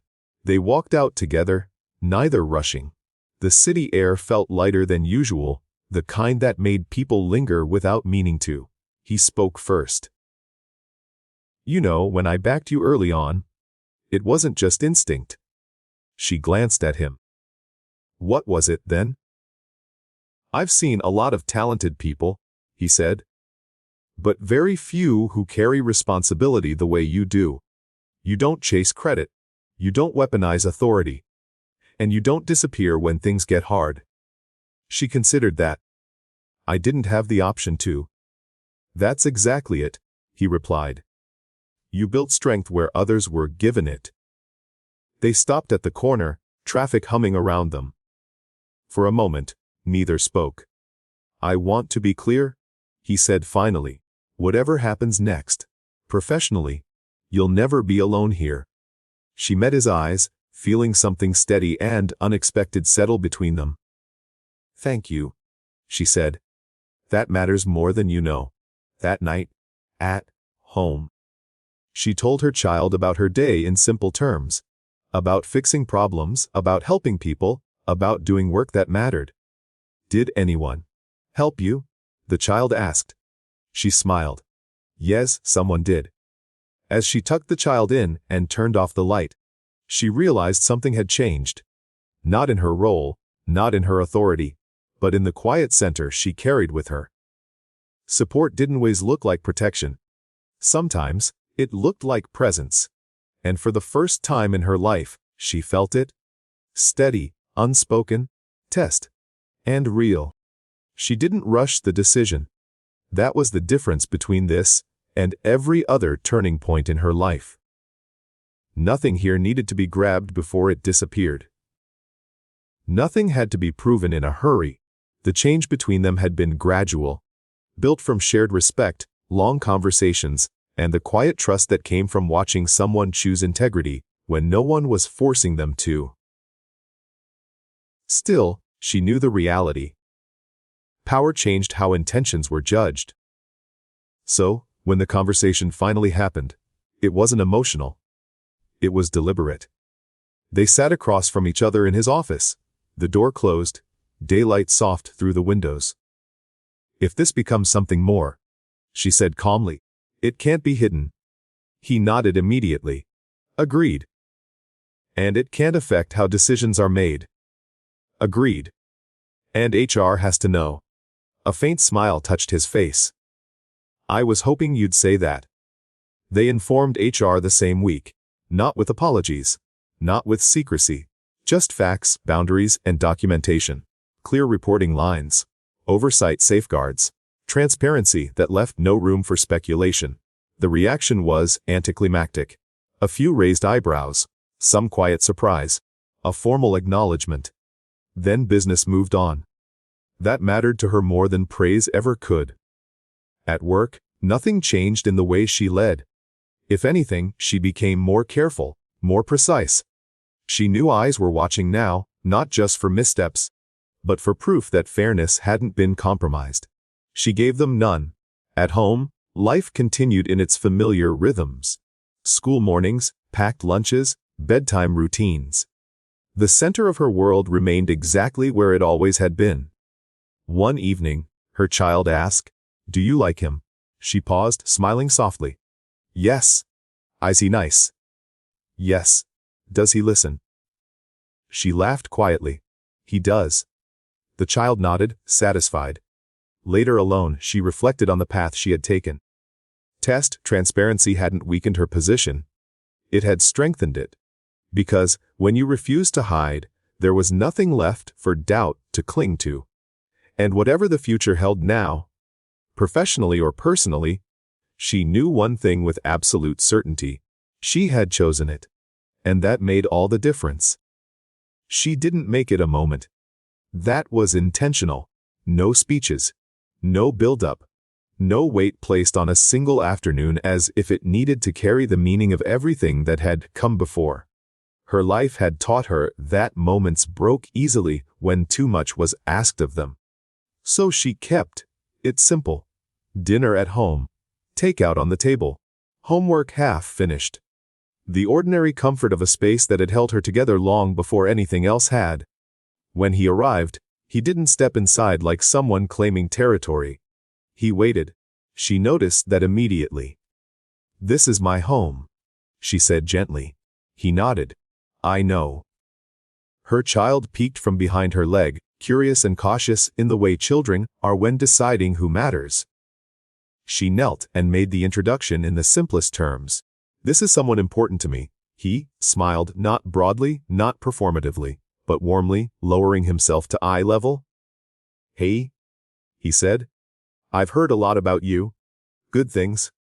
The child asked seriously. He laughed softly, only the best. That was all it took. The evening unfolded without ceremony. Food shared. Stories exchanged. Questions asked and answered honestly. No promises made. No roles assumed. He listened. That mattered more than anything else. Later, test. While her child showed him drawings and explained rules to a game that changed halfway through, she watched from the kitchen doorway. This was the part of her life that had never been negotiable. The center she had protected through exhaustion, fear, and uncertainty. When bedtime came, her child hugged her tightly, then surprised her by turning back. "You can come again," the child said. He didn't respond right away. He just nodded, eyes soft, understanding the weight of what had been offered. Afterward, as the door closed behind him and the apartment settled into quiet again, she felt something unfamiliar but welcome. Not relief, not validation. Peace. For years she had built her life carefully around what she could lose. Tonight, she realized she was finally building it around what she could keep. And that changed everything. They didn't rush toward certainty. They walked toward it. Weeks passed with a steadiness that felt almost unreal. No crisis demanding heroics, no late night alarms dragging her back into survival mode. Work settled into a rhythm that no longer required her to prove her presence every day. Home stayed warm, predictable, anchored. One evening, after dinner and dishes and the quiet routines that made a day feel complete, they sat together at the small kitchen table. Papers were spread out, not contracts or reports, but calendars, school schedules, and notes scribbled in the margins of ordinary life. "I want to talk about the future," he said gently. Not as a promise. As a conversation. She nodded. "Tess, so do I?" They spoke plainly. About time. About boundaries. About what ambition meant now that it wasn't fueled by fear. About how leadership and partnership required different muscles, and how both could coexist without one consuming the other. She didn't hide the hard parts. The years of instability. The nights she'd cried quietly so her child wouldn't hear. The way security still felt like something that could disappear if she stopped paying attention. He listened without interrupting. "I won't try to replace anything," he said when she finished. "I want to add to it. If that's welcome." If she felt the words settle, not as pressure, but as possibility. "It is," she said, "as long as we protect what matters." They sat in silence for a moment, comfortable, unhurried. At work, the board meeting that followed was decisive. Oversight expanded formally. Reporting lines clarified. Her role elevated, not as a concession, but as recognition. The vote was unanimous. No applause followed. Just a quiet understanding that the company had changed course, and that she would help keep it there. That night, her child asked, "Are things going to stay like this?" She considered the question carefully. "Things will change," she said honestly. "But we'll be okay." The child nodded, satisfied, and returned to a drawing already filled with color. Later, when the apartment was quiet again, he reached for her hand. "We don't have to decide everything tonight," he said. She squeezed his hand gently. "I know. But it's good to say it out loud." For the first time in her life, the future didn't feel like a cliff edge. It felt like a path. And she was walking it by choice. They chose a small ceremony, not because they had to, but because it felt right. A quiet space filled with people who had seen them at their most human. No spectacle, no speeches about destiny. Just a shared understanding that what mattered most had already been tested. Her child stood close, dressed carefully, watching everything with the solemn attention reserved for moments that feel important, even before you understand why. When she walked forward, she didn't think about the years of struggle the way people expect you to at moments like this. She thought about kitchens and bus rides. About alarms that changed everything. About choosing honesty when it was inconvenient. She thought about staying. The vows were simple. honest, grounded in reality rather than promise. They spoke of partnership, not rescue, of support, not sacrifice, of choosing each other daily, even when the world was loud and demanding. When it was over, there was laughter, real laughter, and relief that felt like exhaling after holding your breath for years without realizing it. Later, at home, her child climbed into her lap and asked, "So, is everything finished now?" She smiled and shook her head gently. "No. But the hard part is." The work continued. She reported to the board now, overseeing multiple departments, trusted not because she demanded it, but because she had earned it the slowest, hardest way possible. The culture shifted around her, steadied by systems that no longer relied on silence or shortcuts. People spoke earlier, owned mistakes faster, designed with care, not perfectly, but better. At home, life grew quieter in the best way. Stability settled in, not as something fragile to protect, but as something solid to build upon. Mornings became routine, evenings warm. The future no longer felt like something she had to outrun. One night, long after the city lights dimmed, she sat at the table she once used to study alone.